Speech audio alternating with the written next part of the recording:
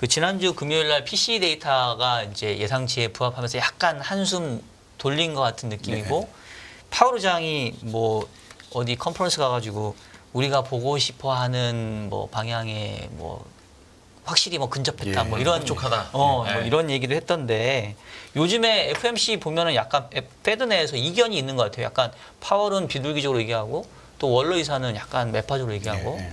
혹시 우리 부장님 보시기에 어떤 쪽이 좀 더 우세한 현황으로 좀 보고 계신지요? 일단 파월 의장은 이제 뭐 말씀하시는 거는 완화적으로 계속 말씀을 하고 계시는데 내부적인 건 꼭 그렇지만은 않은 것 같고요. 네. 꼭 그 파월 의장의 얘기를 물론 이제 경청을 해야 되고 가장 이제 중요한 포인트로 삼아야 되긴 하겠지만 그 연준의 기본적인 그 정책 방향성은 점도표에다 이렇게 담겨져 있는 거고 네. 그 점도표 변화가 이제 어떻게 되느냐가 가장 중요한 거고요. 네. 이번에 뭐 점도표 변화는 뭐 많이들 얘기가 나왔겠지만 중간값은 9명으로 가장 많긴 했지만 세 차례 그러니까 연내 세 차례 인하보다 덜 인하를 해야 된다 또는 동결을 해야 된다 이게 이제 똑같이 9명을 기록을 했어요. 그러니까 세 번 인하가 9명이고 두 번 인하가 5분 그리고 한 번 인하가 2분 동결이 2명이었기 때문에 그 점도표 내용만 보자면 그렇게 이게 그 완화적으로 해석하기는 조금 어려운 것 같고요. 그렇죠. 한 명만이라도 이쪽으로 넘어가게 되면 맞아요. 네. 점도표 이동이 바로 되는 거기 때문에 약간 뭐 굳이 표현하자면 매가 비둘기에 약간 가려져 있는 상황. 네. 근데 원래 매가 훨씬 크잖아요. 네. 그러니까 좀 어렵게 가리고 있는 상황인 것 같아요. 물론 이거는 이제 3월달 점도표고 네. 6월달 점도표가 꼭 그렇게 좀 더 매파적으로 바뀔 것이다라고 단정적으로 말할 수는 없겠지만 그 중간에 진행 과정. 이 중요하고요. 네. 지금 말씀해 주셨듯이 아무래도 가장 중요한 건 물가겠죠. 근데 이제 PC 물가는 이제 그 파월 의장 얘기한 대로 연준이 생각했던 것만큼 안정적으로 나왔다라고 뭐 평가는 할 수 있을 것 같습니다. 네네. 근데 그 내용적인 측면이 꼭 그렇지만은 않아요. 그러니까 그 이번 PC 물가의 세부적인 내용을 보게 되면 네. 이 주택과 관련한 하우징 쪽의 물가는 둔화세를 이어간 점은 긍정적이지만 CPI하고 달리 PC 같은 경우는 하우징이 가장 그 큰 비중이 아니고 헬스케어가 가장 큰 비중을 네. 차지하게 되는데 네. 이 헬스케어 물가는 작년 10월부터 조금씩 오히려 올라가고 PC 지표 측면에서는 네. 올라가고 있기 때문에 전반적인 흐름이 둔화되는 건 맞습니다. 둔화되는 건 맞겠지만 파월 의장이 얘기한 만큼 안심해도 될 만큼 둔화 속도가 빠른지 네. 이 부분은 조금 더 지켜볼 필요성이 있을 것 같고요. 생각만큼 그렇게 빨리 둔화되지 않을 가능성에 대해서도 좀 생각을 해야 됩니다. 실제로 그 CPI를 기준으로 보게 되면 지금 시장 컨센서스 기준으로 올해 상승률이 연간 전체적으로 연초에는 이게 2.6%를 기록을 하고 있었는데 최근 수치는 이게 2.9까지 지금 올라와 있는 상태고요. 만일 조금 더 올라가서 3 이상을 기록하게 된다면 다소간은 조금 부담스러운 숫자가 되지 않을까라고 볼 수 있을 것 같습니다. 이번에 PC 나온 거 중에 네. 조금 긍정적으로 보는 쪽은 이른바 슈퍼코어 그렇죠. 네. 인플레이션은 좀 줄었다. 예. 뭐 주거비 제외한 나머지 것들은 줄었다고 해서 좀 긍정적으로 평가하는 것도 있던데 보시기에는 어떻게 생각하실까요? 슈퍼코어 물가가 지금 식품하고 에너지 그다음에 이제 주택 부분을 제외한 걸 이렇게 얘기하는데 네. 요번에 나온 게 이게 전년 동월비 기준으로 한 2.1% 정도가 나왔고요. 근데 이게 전년 말에 한 2.2% 정도였기 때문에 낮아지고 있는 건 맞는데 이 숫자 역시 둔화되는 속도는 상당히 많이 줄어들고 있는 상황이다라는 얘기고요. 그리고 말씀드렸듯이 지금 PC 물가 측면에서 주목을 해봐야 될 부분은 네. 이 하우징 부분, 그러니까 주택 부분은 추가적으로 둔화될 여지가 있습니다. 왜냐하면 여전히 지금 레벨이 한 5, 6 정도를 기록을 하고 있기 때문에 그렇다는 얘기고요. 네. 근데 이제 PC에서 가장 큰 비중을 차지하는 헬스케어 쪽, 네. 이쪽은 오히려 조금씩 반등을 지금 해주고 있는 상황이라서 PC 물가 레벨을 안심하고 바라볼 수 있는 정도는 아니다라고 말씀을 드릴 수 있을 것 같고요. 물론 그렇다고 해서 연준이 금리를 안 내리는 건 아닙니다. 분명히 내리는데 지금 관건은 인하 여부보다 그 네. 자체보다는 얼마나 인하할 것인가 또는 언제부터 인하할 것인가 여기에 이제 포인트가 맞춰져 있는 거기 때문에 네. 그런 부분들이 낙관적으로만 보기는 조금 아직은 좀 성급하다라고 볼 수 있을 것 같습니다. 물가에 하나만 네. 여쭤볼게요. 그 파월이 그 지난번에 FMC 때 1, 2월 달 물가가 올라온 거에 대한 평가를 예, 예. 계절적인 요인이 좀 있는 것 같다. 그러면 사실 이제 3월 물가가 중요한 걸로 좀 보여지는데 제가 이렇게 데이터를 보면은 미국이 전월비 물가를 보면 아무리 계절성을 제거한다 하더라도 어쨌든 걔네들도 계절적인 어떤 이벤트들이 있을 거니까 그래서 1월, 2월이 전월비 물가가 높고 제일 높고 특히 2월이 제일 높더라고요. 3월부터는 뚝 떨어지던데 혹시 뭐 그냥 보시기에는 정말로 1, 2월 물가의 높은 부분이 이런 계절 효과가 있었던 걸로 보시는지 약간 일회성적인 요인 그게 아니라 정말 생각보다 높다라고 좀 보시는지. 생각보다 높다라고 보는 게 맞을 것 같아요. 왜냐하면 클리블랜드 연준에서 이제 그 물가 전망치를 발표하잖아요. 네네. 3월 수치는 2월 달과 거의 변함이 없을 걸로 예상을 하고 있는 것 같고요. 네. 헤드라인 물가 같은 경우는 오히려 3월이 2월보다 조금 올랐을 것으로 예측을 하고 있는 거기 때문에 이 클리블랜드 연준 물가, 그러니까 그 인플레이션 나우라고 이제 나오게 되는데 그 수치가 그렇게 많이 틀리지 않거든요. 그 수치를 놓고 봤을 때는 1, 2월 달에 예상보다 계절적으로 좀 높다가 3월부터 본격적으로 낮아지기 시작한다. 이런 시나리오는 틀릴 가능성이 상당히 높습니다. 현재 물가 레벨이 물론 더 낮아지겠지만 네. 속도는 예상했던 것만큼 그렇게 빨리 낮아지지 않는 흐름으로 갈 가능성이 조금은 좀 높아지고 있다고 봐야 될 것 같습니다. 뭐 그러다 보니까 이제 투자자 입장에서 사실 혼란이 오는 것도 사실이에요. 그러니까 미국 경기 너무 좋고 그렇죠. 고용이 지금 당장 막 불어질 것 같지는 않고 예. 지표로 어떻게든 희망회로를 돌려보는데 이게 둔화세라고 난 생각할 거야라고 하는 거지 토파 보면 앞에서 설명해 주신 그대로거든요. 그러면 미국은 결국 랜딩조차 안 하는 건가? 노랜딩으로 가면 금리를 인하할 필요가 없잖아. 이제 이 소설이 써지는 건데 그렇죠. 네. 글쎄 그 경기를 어떻게 보시는지 따로 설명해 주시고 예. 그러면 연준은 언제쯤 금리 인하 하긴 할 것 같은데 언제 그 스타트를 끊을 것인가? 예. 정책에 대한 턴을 언제 할 것인가에 대해서는 좀 어떻게 전망하세요? 일단 미국 경제는 뭐 다 틀렸습니다. 그러니까 뭐 랜딩 얘기, 그다음에 뭐 리세션 얘기를 했지. 네, 그냥 맞아요. 그 익스펜전, 그러니까 확장이 지속된다고 얘기한 사람은 아무도 없거든요. 네. 우리나라만 없는 게 아니라 미국에도 없습니다. 그런 아니 사람은. 연준조차도 작년에 맨날 그렇죠. 점도표 사양조 그럼요. 작년 1분기 제일 기억나는 게 연간 성장률 0.4% 봤던 애들이에요. 맞습니다. 여기 그 수정한 게 1.4 이렇게 했는데 요번에 다시 2.1로 지금 네. 큰 폭으로 상향 수정을 한 것 같고요. 시장 컨센서스는 블룸버그 기준으로 보게 되면 지난주에 2.2까지 지금 올라왔어요. 네. 그러니까 지난해 미국 성장률이 2.5였기 때문에 2.2면 뭐 지난해보다 낮아지긴 했지만 이걸 둔화라고 표현하기는 좀 그렇죠. 작년이 좋았는데 그렇죠. 그거 대비로도 이 정도면 엄청 좋은 거죠. 그렇습니다. 그러니까 뭐 연간 GDP가 7조 달러, 8조 달러 이렇게 되는 나라가 성장률이 이렇게 2% 이상, 잠재 성장률 이상 계속 성장한다는 얘기는 경기 확장이 지속이 되고 있다라고 봐야 될 것 같고요. 그렇죠.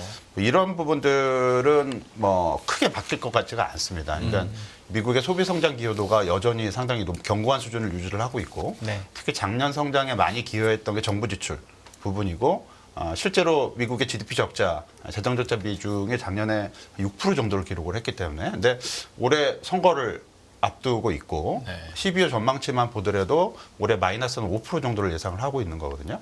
근데 지금 현재 2월까지 나온 재정 추이를 보게 되면 작년도 그러니까 미국 회계년도가 10월부터 시작을 하기 때문에 10월부터 2월까지의 누적 적자가 그 전년 동기 대비보다도 적자 폭이 더 커져 있는 상황이라서 이렇게 보게 되다 보면 정부 지출 측면에서의 성장 기여도는 작년보다는 좀 낮아지고 작년에 4%를 기록을 했는데 올해는 뭐 한 2에서 3% 정도 예상을 하고 있는 것 같고요. 낮아지겠지만 상당히 높은 수준을 유지를 한다면 미국 성장률이 우리가 예상했던 것만큼 그렇게 안 좋아질 가능성은 지금으로 봐서는 상당히 낮고 오히려 예상보다 좀 더 높아질 가능성도 생각을 해봐야 되지 않을까라고 생각을 할 수 있을 것 같습니다. 문제는 그럼 이렇게 높은 성장 그리고 물가가 생각보다 빨리 둔화되지 않으면 연준이 빨리 금리를 내리지 않고 오히려 뭐 동결해버리는 거 아니냐 뭐 이런 생각을 할 수도 있는데 뭐 그렇게까지 생각하는 건 좀 이르고요. 왜냐하면 올해 2월 말에 미국 그 의회 예산국에서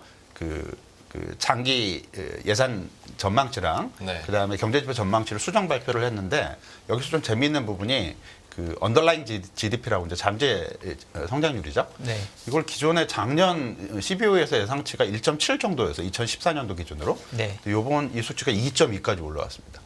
그 잠재 성장률이 큰 폭으로 뛰어 올랐다는 얘기고요.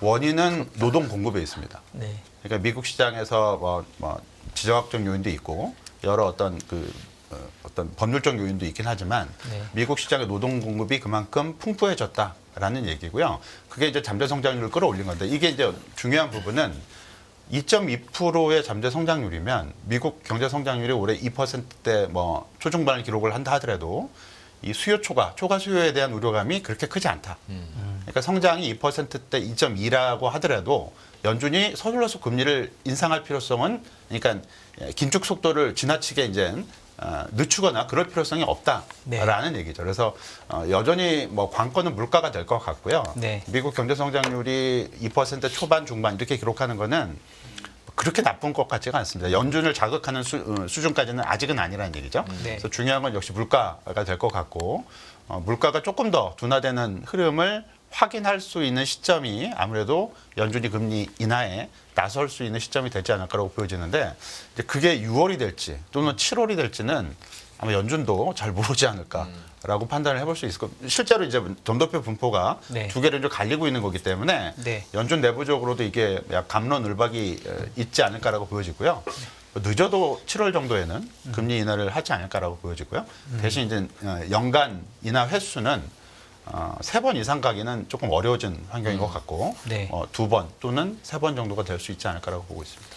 그 최근에 그 연준이 아까 얘기했던 것처럼 점도표는 상향 조정하면서도 금리 전망치는 유지하는 거에 대해서 상당히 좀 모순적인 부분이 예. 있잖아요. 네. 그래서 그거에 대해서 이제 신랄하게 비판하는 분 중에 대표적인 게 제가 생각하기로는 그 레리 서머스 형님 같은데 예. 그분 얘기하시는 게 이게 말이 되냐. 그리고 그 어떻게 보면은 과거와 다르게 중립금리 수준이 높아졌을 수도 있는데 그렇죠. 지금 금리를 지금 떨어뜨리려고 한다는 게 난 도저히 쟤네들 이해할 수 없다. 약간 그런 상황을 감안해 보면 올해 선거를 염두에 두고 파월도 약간 정치적으로 움직이고 있다라는 음모론도 제기되는데 그 부분도 혹시 충분한 해석이 될 수 있을까요? 선거가 뭐 금리에 얼마나 영향을 미칠지는 네. 뭐 개량적으로 나오기가 힘든 거기 때문에 근데 그거보다는 뭐 그런 것 같습니다. 그러니까 올해 성장률이 한 2%대 초반, 네. 물가가 한 뭐 2.5%, 이 정도 되면 둘이 합쳐서 한 5% 정도 되는 거잖아요. 네. 5% 좀 안 되는 레벨이죠. 근데 지금 미국 금리는 5.5기 때문에 네. 인하 횟수가 문제지 인하 자체에 문제가 있다고 보지는 않습니다. 물론 올해 물가가 생각보다 상당히 많이 안 떨어지고 네. 내년에 다시 물가가 반등하는 시나리오 이런 쪽으로 가게 되면 5.5라는 금리 자체도 이렇게 높지 않아 보일 수가 있는데 지금까지는 물론 앞으로 바뀔 수도 있지만 어쨌든 물가는 한 2.5% 정도까지 내려오는 거고요. 그리고 내년에는 2% 초반 정도까지 추가 둔화를 예상을 하고 있는 게 기본적으로 물가를 보게 되는 시나리오이기 때문에 네. 이 시나리오가 크게 바뀌지 않는 여기서 그러니까 크게 바뀌지 않는다는 얘기는 이 디렉션 자체가 바뀌는 거죠. 네. 내년에 다시 올라가는 시나리오로 가게 된다면 연준도 통화 정책을 다시 점검을 해야겠지만 그렇지 않고 속도에 좀 차이가 있을 뿐 기본 시나리오가 유지되는 환경이라면 금리를 세 번, 네 번, 다섯 번, 여섯 번 이렇게 내리는 건 문제 되겠지만 한두 번, 두세 번 내리는 거는 큰 문제는 되지 않는다라고 보고 있습니다. 사실 뭐 선거에 변수를 해야 지금의 상황과 금리 인하가 좀 맞닥뜨려지니까 또 질문을 주셨지만 이거는 진짜 뭐 알 수가 없는 거니까 그러면 여기서 질문 흐름에 의도가 너무 있어 보입니다만은 그러면 금리 인하할 수밖에 없는 이유 뇌관을 막 찾기 시작하거든요. 예. 그 중에 단골 손님으로 항상 나오는 게 이제 상업용 부동산이나 또 우리가 잠깐 경험했었던 미국의 지역은행들 예. 신용도가 좀 낮아졌다더라, 연체율이 높아진다더라, 뭐 거주 주택대출 연체 이율도 뭐 올라가더라, 뭐 이런 뉴스들을 요즘에 좀 종종 보게 된 것 같아요. 실제로 심각성에 대해서는 좀 어떻게 평가해야 되는지 좀 객관적인 입장은 어떠세요? 상업용 부동산이랑 미국 지역 소형은행들만 놓고 보면 심각하죠. 왜냐하면 그 미국 상업용 부동산 물론 뭐 통계가 여러 가지가 있긴 하지만 그 2월까지 지금 상업용 부동산 가격은 전월 대비 지금 19개월 연속 하락을 기록을 하고 있고요. 네. 이 19개월간 그 누적 하락폭은 마이너스 12% 정도를 기록을 하고 있습니다. 이게 금융위기 때 마이너스 36% 정도를 기록을 했기 때문에 뭐 이 숫자는 그때하고 비교할 수 없는 수준이긴 하지만 흐름 자체는 상당히 부진한 흐름을 기록을 하고 있다라는 얘기고요. 네. 약세 흐름도 약간 둔화되긴 했지만 여전히 지속이 되고 있다라고 봐야 될 것 같습니다. 근데 미국 은행들은 이제 대형은행, 소형은행 이렇게 나눠서 이제 보게 되면 이 상업용 부동산 대출이 대형은행 같은 경우는 한 35% 전체 주택 대출, 그러니까 부동산 대출 한 35%를 대형은행들이 상업용 쪽으로 하고 있고요. 65%는 이제 주거용 쪽, 주택 대출이라고 보시면 될 것 같은데 네. 소형은행들은 이게 거꾸로 돼 있습니다. 오히려 이제 그 주거용 대출은 34%, 상업용 대출이 67%까지 대출을 해주고 있고, 그래서 전체 상업용 부동산 대출에서 차지하는 소형은행 비중이 70%까지 지금 올라가 있는 상황이고요. 작년 3월에 그 SBB 사태가 터지면서 일시적으로 소형은행들이 이 상업용 부동산 대출을 조금 줄이는 움직임을 보였는데, 네. 금방 이제 봉합이 되면서 다시 이제 대출을 늘리는 쪽으로 오히려 작동을 해왔고요. 이런 부분들은 분명히 중소형 은행들의 상업용 부동산 문제에 대한 어떤 위기감을 계속 이어가게 하는 요인으로 작동을 할 것 같아요. 네. 근데 중요한 거는 이 상업용 부동산 문제로 인한 중소형 은행들의 위기가 금융권 전반으로 확산될 것이냐. 그래서 이게 경제를 어떻게 견딜 것이냐. 이게 문제인데 네. 그렇게까지 보기는 상당히 많이 나갔다라고 보여지고요. 작년 SBB 사태를 다시 한번 돌이켜 보면 문제가 터졌지만 연준이 개입을 했고, 그리고 그 해당 은행을 대형 은행에 합병시키는 쪽으로 네. 해결을 하는 과정이 있었고요. 앞으로도 상업용 부동산 가격이 떨어지게 되면 중소형 은행들의 문제가 또 불거질 수는 있겠지만 네. 해결 방식은 똑같을 가능성이 상당히 높습니다. 대형 은행들의 자본이 충분하기 때문에 그거를 충분히 커버할 능력이 있는 거고요. 네. 대형 은행들은 오히려 그런 걸 통해서 전체적인 어떤 세를 확장시키는 요인이 있기 때문에 오히려 이렇게 마다하지 않을 가능성도 있다라고 보고 있습니다. 근데 중요한 거는 대형 은행들로까지 그런 어떤 리스크가 확산되는 계기가 뭘 거냐 놓고 보게 되면 이 중소형 은행들의 위기가 대형 은행들의 위기로 확산되지는 않을 걸로 보여지고요. 그거보다는 상업용 부동산하고 달리 지금 고공행진을 지속을 하고 있는 주택 가격이 떨어지기 시작하느냐. 이게 이제 포인트가 될 가능성이 상당히 높을 것 같고, 네. 지금으로 봐서는 그럴 가능성은 이렇게 높아 보이지가 않습니다. 물론 금리가 지금 예상보다 높은 금리가 장기화되고 있는 건 맞지만 어차피 연준이 조금씩 금리를 떨어뜨릴 가능성이 높기 때문에 미국의 시장 금리가 지속적으로 높아지기보다는 속도는 둔화될지언정 조금씩 낮아질 가능성이 좀 높다라고 보게 된다면 대형 은행들의 어떤 그 뇌관을 건드릴 수 있는 주택 가격의 급격한 하락, 이런 부분들을 가져가기는 조금은 좀 비관적이지 않을까라고 보고 있습니다. 지금 뭐 미국의 변수들 이렇게 살펴봤고, 미국과 관련해서 혹시 질문 더 있으신가요? 사실 이번에 파월 의장 저는 이제 여러모로 얘기한 거를 많이 주의 깊게 들었는데, 요번에 얘기한 것 중에 이제 금리나 시기가 좀 빨라질 수 있을 가능성을 언급한 게 사실 상업용 부동산 부분들은 크게 없었고, 오히려 고용시장이 생각보다 조금 둔화되면 그럴 수 있다는 얘기가 기억이 나요. 그리고 또 마침 이번 주 금요일 날 고용지표 발표되는데, 뭐 지금 컨센은 큰 차이는 없는 것 같긴 한데, 그 뭐 시티였나요? 나온 보고서를 보니까 실제 미국의 지역, 그러니까 주별로 실업률을 체크를 해보면 뭐 이른바 샴룰 얘기를 많이 하는데, 요즘에 그 실업률이 좀 튀는 그런 주들도 많이 나타나고 있다. 그래서 실질적으로는 미국 고용시장이 이렇게 별로 좋지 않은 상황이다. 이제 이런 주장도 제기되는데, 혹시 그 부분에 대해서는 어떤 견해를 갖고 있을까요? 글쎄요, 뭐 여러 가지 지표들을 이렇게 뭐 굳이 찾아보게 되면 그런 지표들이 나오게 될 수 있는데 네. 전반적인 상황이 좀 중요할 것 같고요. 미국 구인 건수가 네. 총 실업자의 여전히 50%가 많거든요. 1.5배 정도 되는 뭐 거죠. 숫자들은 조금씩 왔다 갔다 하긴 하지만 네. 이 상황이면 뭐 실업자 한 명이 구인 카드를 1.5개 주고 있다는 얘기잖아요. 네. 그렇죠. 쉽게 악화되기 어려운 상황이라고 봐야죠. 오히려 그게 임금 쪽의 문제를 자극하느냐, 오히려 이쪽을 걱정을 해야 되는데 네.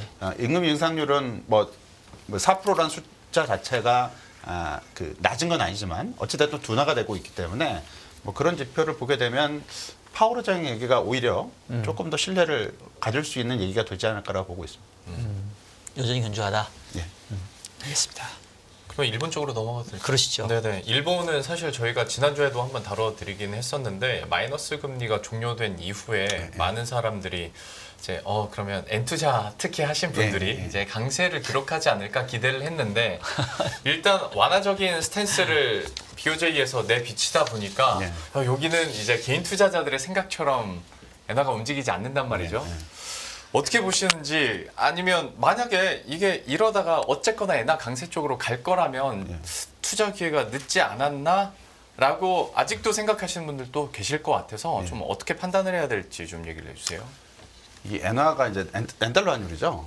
엔달러 환율이 올해 그 금융 지표 중에 가장 당혹스럽게 하는 네. 지표가 되고 있는 것 같아요. 그러니까 거의 뭐 디폴트로 엔화는 강세로 간다라는 게 대체적인 다 의견이었는데 네. 지금 전혀 지금 반대로 가고 있는 상황인 것 같고요. 네. 그리고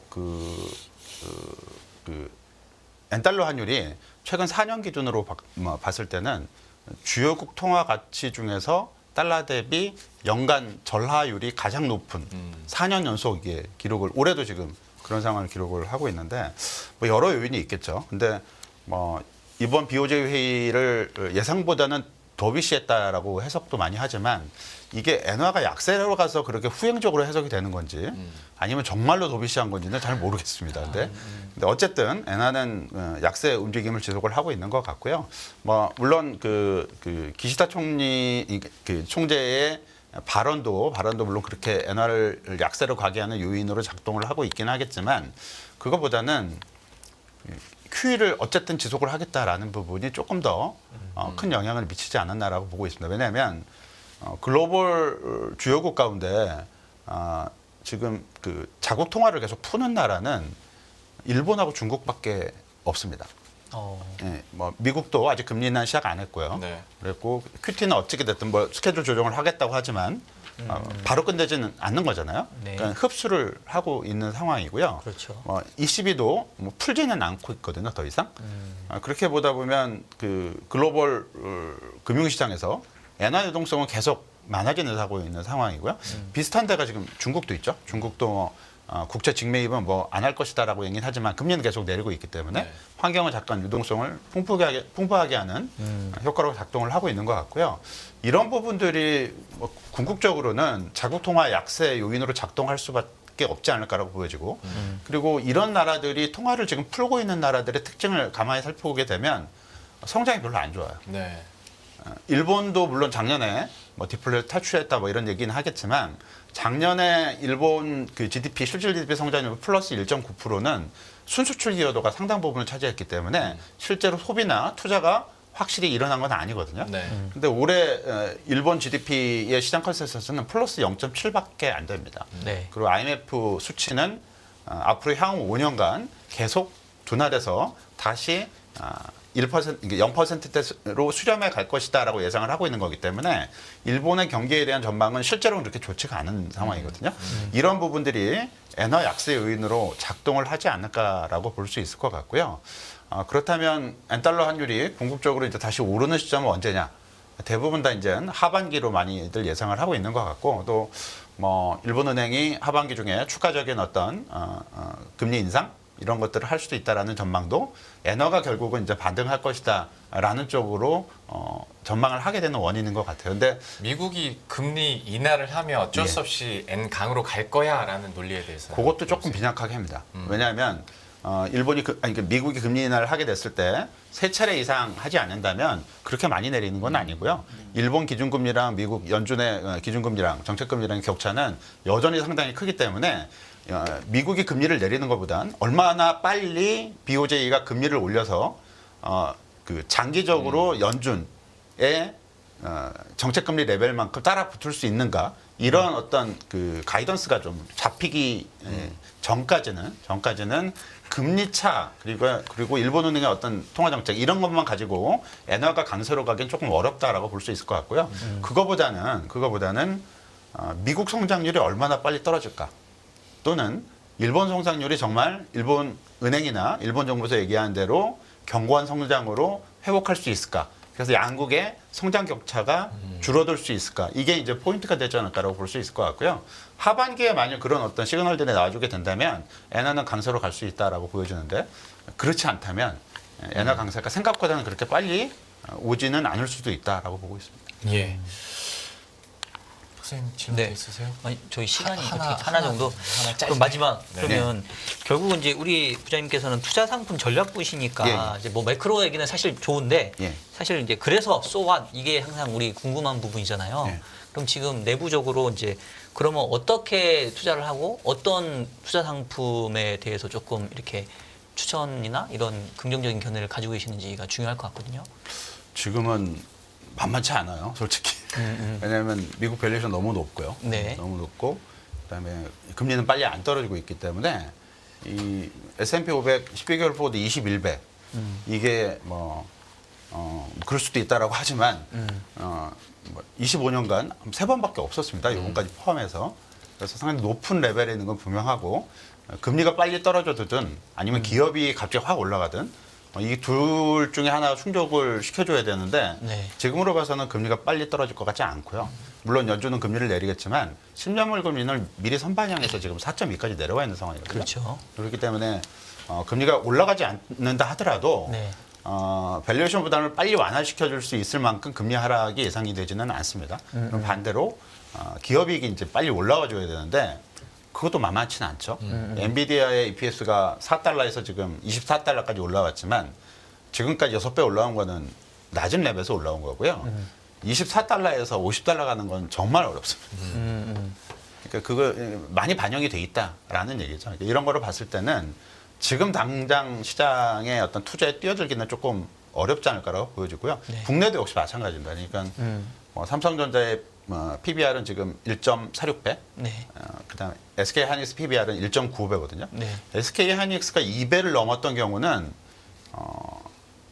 20년 전 한 번밖에 없고요. 대부분 다 2배 수준에서 네. 고점을 찍었습니다. 그래서 삼성전자는 물론 더 여지가 있긴 하지만 삼성전자의 ROE가 늘어나는 속도가 PBR이 1.6, 1.7, 1.8 이렇게까지 올라갈 수 있을 것만큼 빨리 올라갈 수 있을지는 네. 글쎄요, 뭐 될 수도 있겠지만 만만치는 쉽지 않습니다. 않죠. 만만치 않기 때문에 지금 기대하고 있는 주가 상승 부분들을 너무 기대를 높이기는 지금 좀 조금 일러 보이고요. 일러 보이고 조금 더 그 시간을 좀 갖고 네.